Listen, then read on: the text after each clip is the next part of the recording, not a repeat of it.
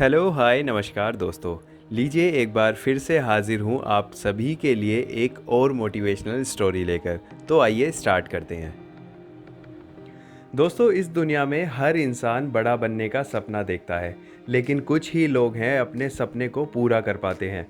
क्या आपने कभी सोचा है कि किस कारण से लोग अपनी ज़िंदगी में बड़े नहीं बन पाते या फिर कामयाब नहीं हो पाते? हमारी बहुत सी आदतें ऐसी होती हैं जो हमें जकड़े हुए हैं, जो हमें बड़ा बनने से रोक रही हैं। जब तक हम अपनी इन आदतों को नहीं छोड़ेंगे, हम बड़े नहीं बन सकते। तो आइए इन आदतों को एक स्टोरी के तरीके से आपको समझाने की कोशिश करता हूँ। एक बार की बात है, एक महात्मा अपने शिष्य के साथ एक गांव से गुजर रहे थे। उन दोनों को बहुत भूख लगी थी।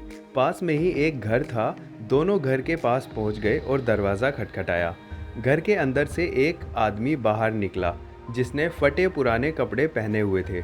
महात्मा ने कहा, हमें बहुत भूख लगी है, क्या हमें कुछ खाना मिल सकता है? उस आदमी ने उन दोनों को खाना खिलाया। खाना खाने के बाद उस महात्मा ने कहा, तुम्हारे खेत की ज़मीनें बहुत उपजाऊ लग रही हैं, लेकिन तुम्हारी फसलों को देखकर लगता है कि तुम खेत पर ज़्यादा ध्यान नहीं देते और तुमने अपने खेत में ज़्यादा फसल भी नहीं बो रखी है। तुम्हारा गुजारा कैसे चलता है? उस आदमी ने कहा, हमारे पास एक भैंस है जो काफ़ी दूध देती है। उस दूध से हमारा गुजारा हो जाता है। रात होने लगी थी, इसीलिए दोनों के दोनों वहीं रुक गए।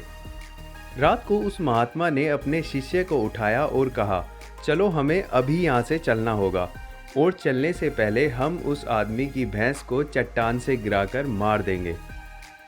शिष्य को गुरु की इस बात पर यकीन नहीं हुआ, लेकिन वह उनकी बात टाल भी नहीं सकता था। वो दोनों उस आदमी की भैंस को मारकर रात को ही वहां से रवाना हो गए। यह बात उस शिष्य के मन में खटकती रही। कुछ सालों बाद जब वह सफल आदमी बन गया तो उसने सोचा कि क्यों ना उस आदमी से मिला जाए और अपनी गलती को सुधारने के लिए उसकी मदद की जाए। वह शिष्य उस खेत के पास पहुंचा। उसने देखा कि वहां खाली पड़े खेत अब फसलों के बगीचे बन चुके हैं। उसे लगा कि भैंस के मरने के बाद वह आदमी सब कुछ बेचकर वहां से चला गया होगा। यह सोचकर वह वापस लौटने लगा। तभी उसने उस आदमी को देखा। वह उसके पास जाकर बोला, शायद आपने मुझे पहचाना नहीं। सालों पहले मैं अपने गुरु के साथ आपसे मिलने आया था। उसने कहा, हाँ हाँ मुझे याद है, कैसे भूल सकता हूँ मैं उस दिन को। तुम लोग तो बिना बताए ही चले गए उस दिन। उस रात ना जाने कैसे मेरी भैंस चट्टान से गिरकर मर गई। उस शिष्य ने पूछा, उसके बाद आपने क्या किया? उस आदमी ने बताया कि पहले तो हमारी समझ में नहीं आया कि हम क्या करें, लेकिन जीने के लिए कुछ तो करना ही था। पहले मैं जंगलों से लकड़ियाँ काटकर उन्हें बाजार में बेचने गया। उससे कुछ पैसे मिले तो मैंने बीज खरीदकर खेत बो दिया। उस साल फसल भी कुछ अच्छी ही हुई थी। उससे जो पैसे मिले उन्हें मैंने फलों के बगीचे लगाने में इस्तेमाल किया। यह काम बहुत ही अच्छा चल रहा था और इस समय मैं फसलों का सबसे बड़ा व्यापारी हूँ। मैं कभी कभी सोचता हूँ कि यह सब कुछ ना हुआ होता अगर उस रात को वो भैंस चट्टान से गिरकर ना मरी होती। शिष्य ने पूछा, यह काम आप पहले भी तो कर सकते थे? उस आदमी ने कहा, हाँ मैं कर सकता था, लेकिन मेरी ज़िंदगी बिना मेहनत के ही चल रही थी। मुझे कभी लगा ही नहीं था कि मैं इतना कुछ भी कर सकता हूँ।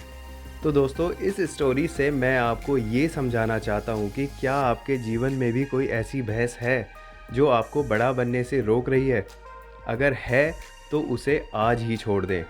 आप ज़रूर सोच रहे होंगे कि ये सब कहना आसान है लेकिन करना बहुत मुश्किल। बिल्कुल, आप सही सोच रहे हैं, यह करना बहुत मुश्किल है और कहना बहुत आसान, लेकिन असंभव नहीं है।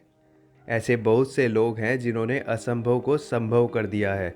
अब आपको फैसला लेना है कि आप एक आम जिंदगी जीना चाहते हैं या फिर अपनी ज़िंदगी में कुछ बड़ा करना चाहते हैं। कहानियाँ हमारे जीवन पर बहुत अच्छी छाप छोड़ती हैं। यह हमें सोचने पर मजबूर कर देती हैं, या फिर ऐसा कह सकते हैं कि कहानियाँ हमारे सोचने के दृष्टिकोण को ही बदल देती है। मैं आपसे कहूँगा कि आपको कहानियाँ पढ़ते रहना चाहिए। मैं आगे भी आपके लिए ऐसी स्टोरी लाता रहूँगा जो आपको आपकी ज़िंदगी बदलने में मदद करेगी। तो इसी के साथ इस वीडियो को ख़त्म करते हैं। आई होप आपने इस वीडियो से काफ़ी कुछ सीखा होगा और उम्मीद करता हूँ इस स्टोरी के माध्यम से आप अपनी ज़िंदगी में भी कुछ बदलाव लाएंगे। तो thank you very much. If you like the story, do like, share and subscribe my channel. Thank you very much. Thanks for watching.